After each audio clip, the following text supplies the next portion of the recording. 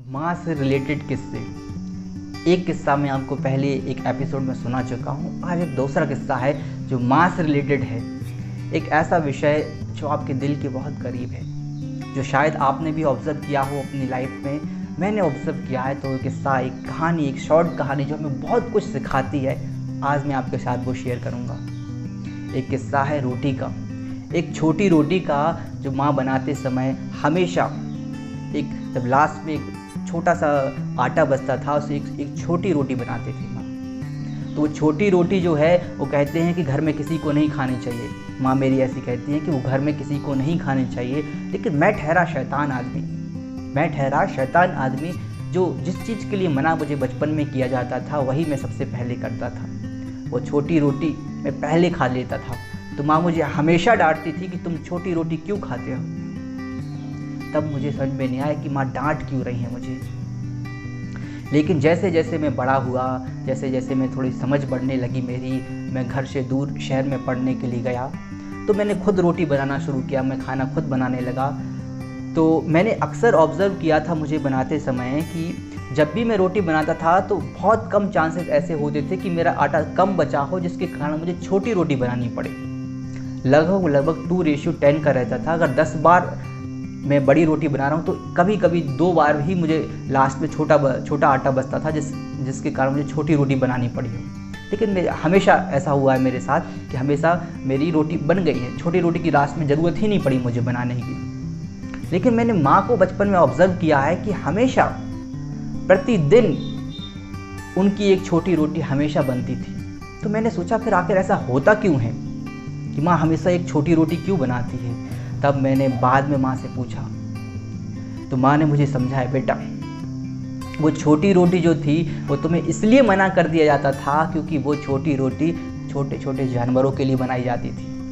हमारे घर में जो लास्ट में जो छोटी रोटी बनाई जाती है वो स्पेशली छोटे जानवरों, गाय, बकरी या फिर कोई भी कुत्ता या कोई भी बिल्ली या कोई भी ऐसा जानवर, छोटा जानवर जिसके लिए एक अलग से रोटी बनाई जा रही है घर में। तब मुझे रियलाइज़ हुआ कि मैंने कितनी बड़ी गलती की है। मैंने उनके हक को खा लिया है।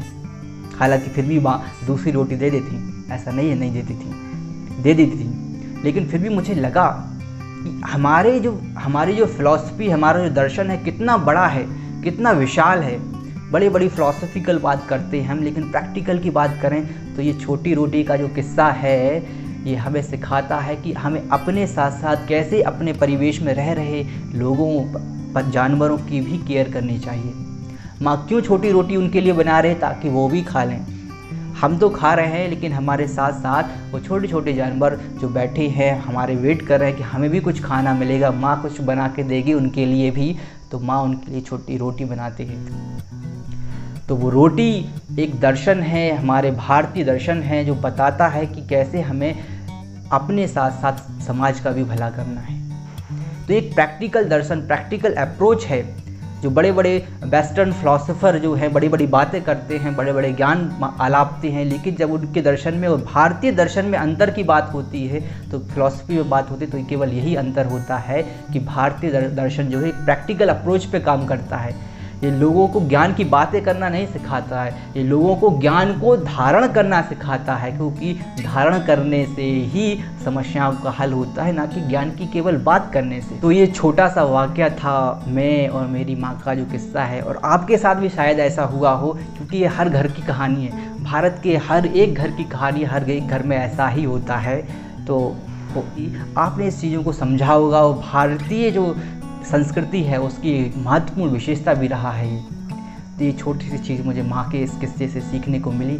आशा है कि आप भी इस चीज़ को सीखेंगे और मुझे कमेंट करेंगे।